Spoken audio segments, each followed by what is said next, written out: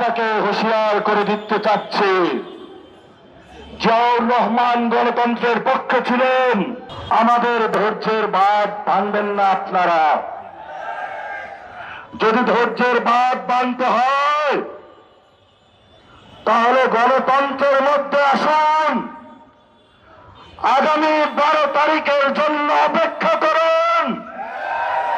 বাংলাদেশের মানুষ মুখিয়ে আছে।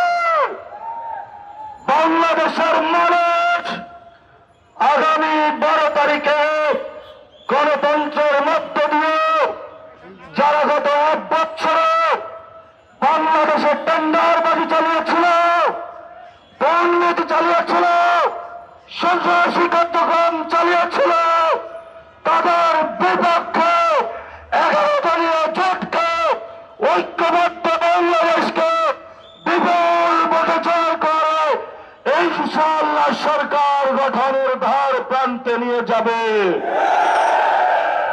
তোমাদেরকে আমরা সেদিন বিচারের মুখোমুখি করব।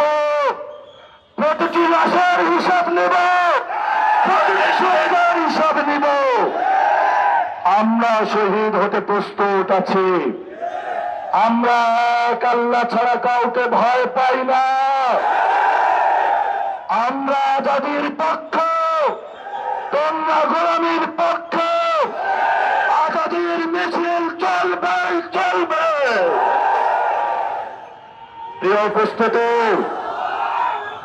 আমরা সবাই আজকে হাত তুলে শপথ করি, যারা গতকালকে আমাদের ভাইকে শহীদ করেছে, আমরা আমাদের ভাইয়ের শপথ করে বলছি, আমরা আগামী 12 তারিখে ব্যালটের মাধ্যমে প্রতিশোধ নেব ইনশাআল্লাহ।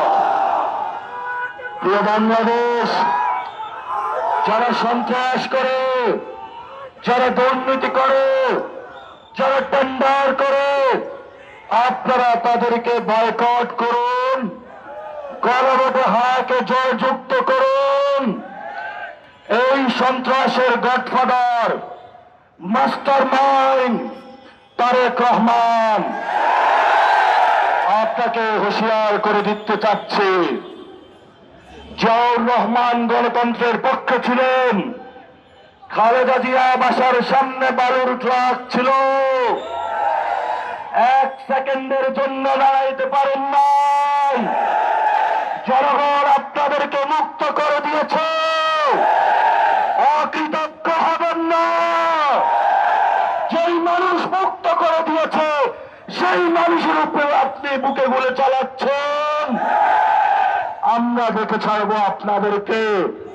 সাহস থাকলে আসুন, ব্যালটের মাধ্যমে আমরা আপনাদেরকে কত পাঠা হয়েছে বুকে দেখে নিব। 12 তারিখ বাংলাদেশের জয় হবে।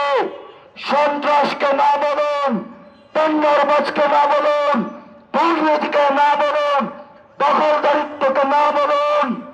এই তারেক রহমান এবং তার পিছনে যে 300 গডফাদার আছে, যারা 300 আসনে রয়েছে, এদেরকে না বলুন। তবেই আমাদের বাংলাদেশ মুক্তি পাবে, তবেই আজাদের বাংলাদেশ। বাংলাদেশের লড়াই জারি রাখুন, ঐক্যবদ্ধ থাকুন, আজাদের মিছিল চালু করুন, পলাশির প্রান্তরে চলুন। আমরা চাই একটি নতুন বাংলাদেশ, যার মধ্য দিয়ে সবাই ঐক্যবদ্ধভাবে শহীদদের যে স্পিরিট রয়েছে সে অনুযায়ী আমরা বাংলাদেশকে গঠন করব।